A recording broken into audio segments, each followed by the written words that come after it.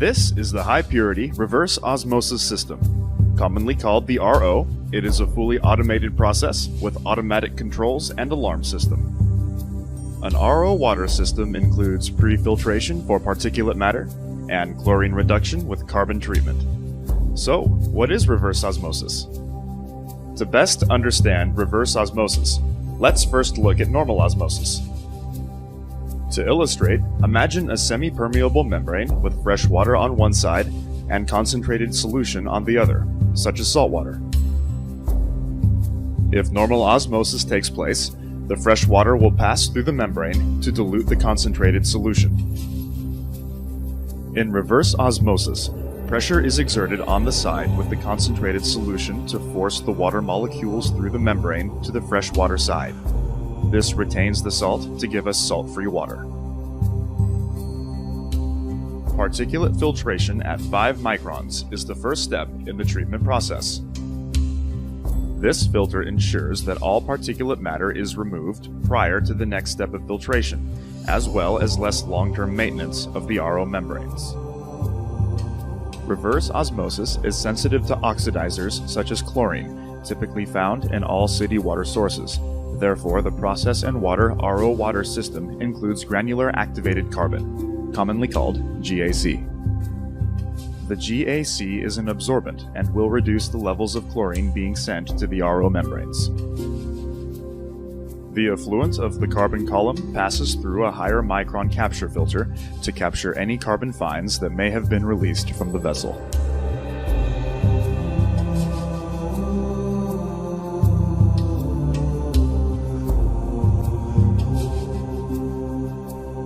The influent water has been pre-treated and is now prepared to be processed through the reverse osmosis membrane.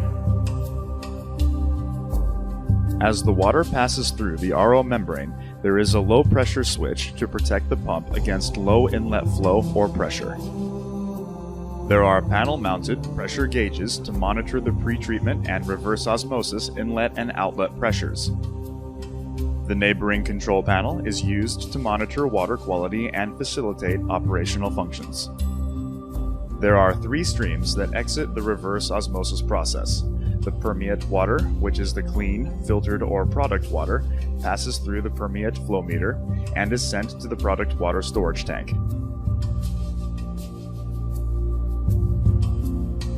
At higher salt levels, the concentrate is sent to sanitary sewer, or in some cases non-critical locations for reuse, also known as gray water recycle.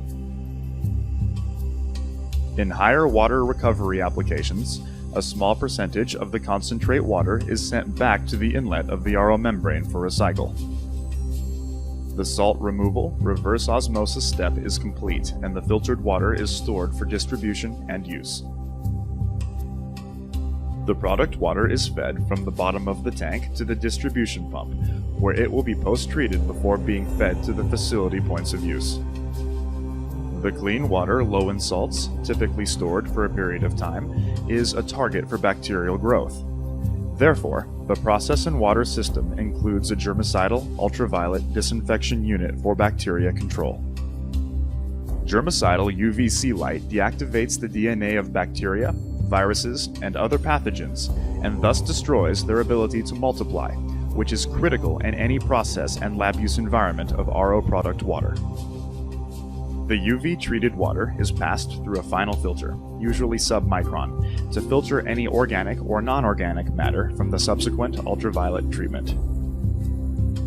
In some cases, further ionic removal will be needed to meet deionized water quality.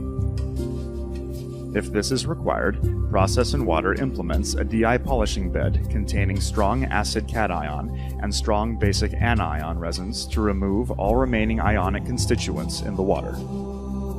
The product water has been post-treated and is ready to be sent to the points of use.